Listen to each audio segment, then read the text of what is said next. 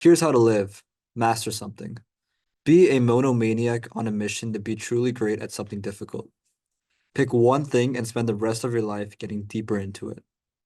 Mastery is the best goal because the rich can't buy it, the impatient can't rush it, the privileged can't inherit it, and nobody can steal it.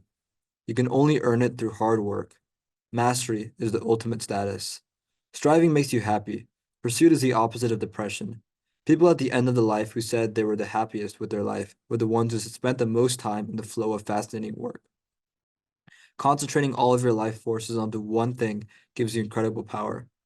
Sunlight won't catch on fire, but if you use a magnifying glass to focus the sunlight on one spot, it will. Mastery needs your full focused attention. The more you learn about something, the more there is to learn. You see what normal people don't see. The path gets more and more interesting as you go. That's an interesting way to look at it, because I kind of want to be good at everything.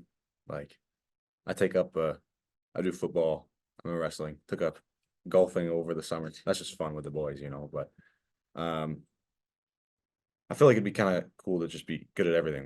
Because in the past, I haven't been so good at sports, like basketball or something, just because I haven't played it. Like I've been athletic, but just I don't know, the game IQ and the dribbling and whatnot. Like I've been all right, but it's just not couldn't play with the best kids at the school because I'm not good at sports because I haven't practiced it. So it's it'd be cool to be able to be good at everything, but at the same time, if you master something, then that's kind of your thing. It's nice to have that thing, Yeah. the real question in this chapter is like, should you be like balanced with everything but mediocre? Or be like so focused on one thing that you're a master, but like not good at anything else, right? Because that's really what it comes down to, right? When you choose one thing you really want to get good at, you'll sacrifice a lot of other things to it. But there's a sense of glory, but also self-satisfaction in being the master in one category. And a lot of people who in the past have lived great lives have chosen one thing and gone all in, right?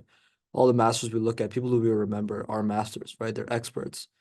Because you don't remember mediocre people, right? You don't maybe, but like I guess the goal of life is also not to be remembered. I guess another thing is that if you're more balanced, you feel like you're living a better life because you got to like put your t dip your toes in different ponds of water. It's a really weird analogy I came up with. But that's the dilemma. And I think for me personally, like you can also like maybe describe your own perspective on this. I think it's useful to have one thing you're trying to master, but still adding other things in your life that kind of help you contribute to that one thing, right? Like resting is probably helping you with football. It's not like I don't know if golf's helping you with football, but Who it's knows? another part of life that's making you happy, right? I don't think mastery needs you to only do one thing all the time, 24/7, because there are other things that can help you with the one thing that can kind of diversify a little bit, but still knowing in the back of your mind that while you do all this, what is the one that's most important to me? But if you're gonna be truly a master at it, you got to spend all your time doing it. So I don't know. I think that's just one of the things where it's teach their own. Like some people might agree with it, and some people like won't won't enjoy their life if that's all they're doing. What do you think though? Me personally, I think the delayed gratification of being a master at something would be cool. But I think cool is all it would be. Like if I looked back and looked at all the grind I did and to be the best, I don't know, Chess player, chess player or swimmer, swimmer or I don't know, pen flipper, pen like flipper, pen flipper. You mean some coin flipper? the spinny pens when you spin pens on your finger. Okay, I tried to do that a little bit at the beginning of the year.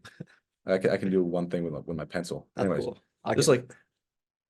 I don't know. I feel like if I look back on my life, it wouldn't feel as full, Really, you wouldn't feel full as full as if you did many if things. I did many things and had many accomplishments in different realms, you know? I think it depends on the reasons behind why you're choosing to master the thing, right? Like I've Yeah. seen people, I heard the story of this one guy, right, who decided to become a fighter, right? And he went out and became a fighter, but he realized that he quit it like after some time because he realized that he was doing it for the wrong reasons. Yeah. He was doing it for the reputation piece of it, and not for the self-fulfillment, right? He didn't actually enjoy fighting. He thought it was like horrible and he didn't enjoy it. But I know people would see him as cool if he was a fighter, right? I think if you're doing it for like the reasons to just be a master because it looks cool, you're doing it for the wrong reasons, you won't feel the self-fulfillment. Fair enough. But if you love what you're doing and you stay loving it like your whole life and you keep doing that thing, there's so many examples of people who have found that thing, right? Like they're masters of history of like found the sport or found an activity that they love so much and they said, I'm gonna spend my whole life doing it. And it's not gonna be the same every day. Like there'll be an evolution piece of it, there'll be challenges, right? That will eventually keep shaping you into the master. But I think if you love what you do, it could be a fulfilling life. If you hate what you do, it could be a miserable life. So I think there are both sides of it, Yeah, you just gotta find something that you really enjoy, which some people they find it, some people they don't. And maybe some people don't have something that they could just do their entire life and never get bored of it. I don't know. I feel like some people would just like they could do something and get really good at it, but they reach a point and it's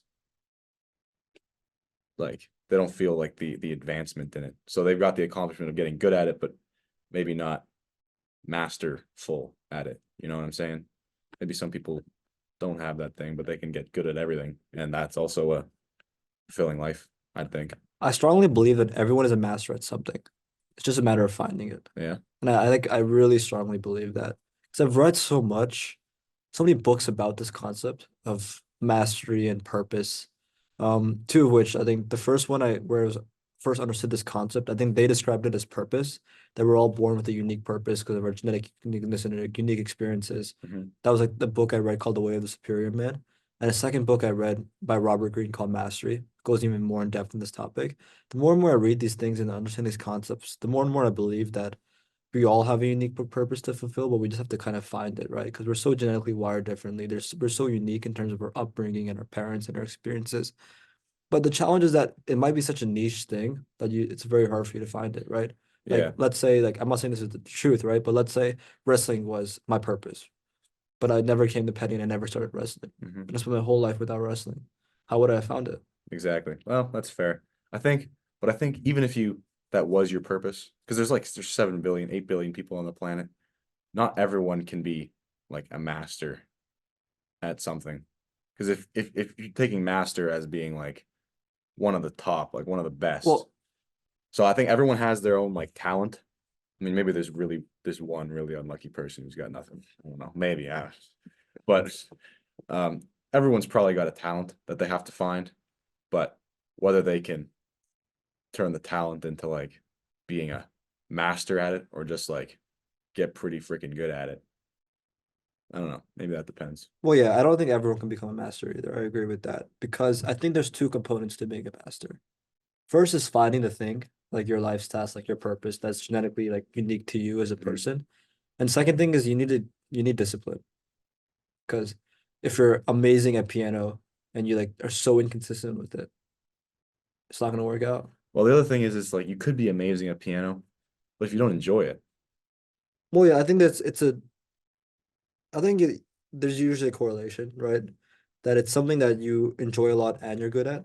yeah, that's what you got to find. Because you can't get great at something unless you enjoy doing it. Because you can't endure like the discipline of doing it, right? Like if I hate painting, right? If I Yeah. paint, I get a headache. I can't become a master at painting, no matter how good I am at it, because I can't sit there and do it every day for like 10 years, right? Yeah. I mean, you're you're right when you become an adult, but like when you're a kid, I'm sure many people can agree their parents make them do things that they don't want to do, and they become pretty good at it, but not because they wanted to do it, Yeah, you know?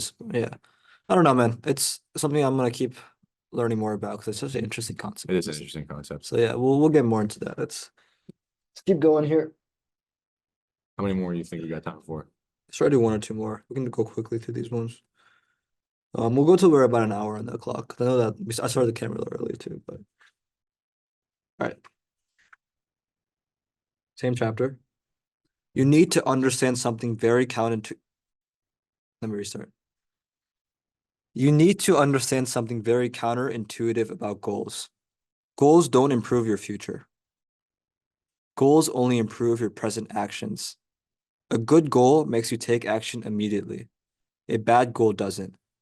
A goal shows you what's right and wrong. What moves you toward your goal is right, what doesn't is wrong.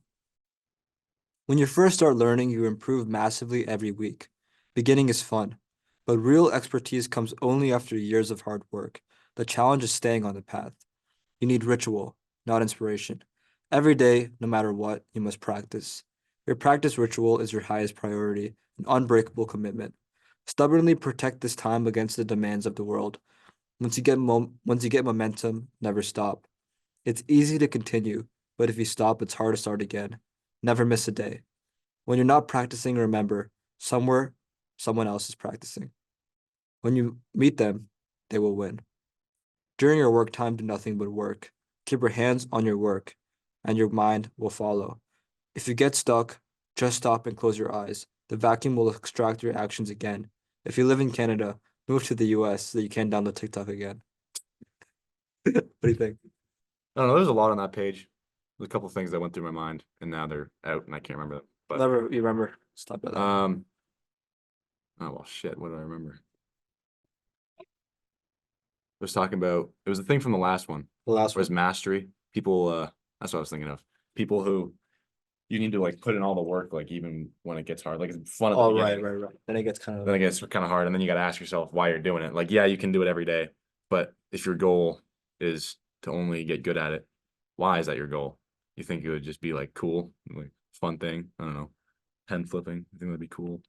yeah, you got to do I it for don't the know. right reasons. Chess, you Yeah, think it'd be yeah. cool to be a world master, but after that, like if you're not like disciplined and you don't enjoy doing the work,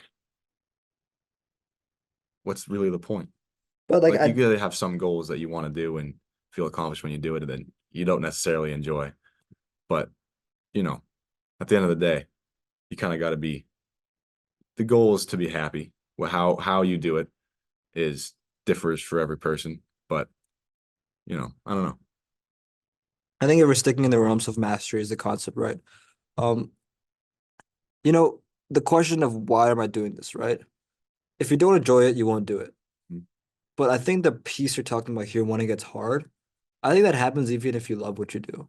Yeah, Because I think Connor mentioned this piece in his podcast that I remember just now, that like there will always be a time where you hate what you love. That you can be wrestling forever and there'll be a time where you hate wrestling. You can be doing podcasting every day and there's one moment where you just hate it. And I think those moments are natural because it's not always going to be easy, right? Because let's say you love wrestling just for the sake of wrestling, right? But over time, as you keep wrestling and you realize that you actually have a chance of being great at this thing that you also love, then you'll probably enter a zone where there's more and more expectations being placed on you, right? And that's where you start to question yourself, right? That when you start to lose your love for it because you have to fit these expectations, I think that's a piece that zone could fall into. But just because there's also the fact that like you're tired of doing the same exact thing every single day. And I think as humans we are impatient, but it's naturally, right? And especially in today's culture. So I don't necessarily think like this segment in particular was talking about that other concept we're talking about, like no. doing it for the right reasons. But I think even if you love what you do, you could still hit this zone. If you enjoyed that segment with Brock Schaubel, then you're going to love the full 1 hour length podcast that I recorded with him. Hit the link in the description now to watch the full 1 hour length podcast, and don't forget to like and subscribe for more.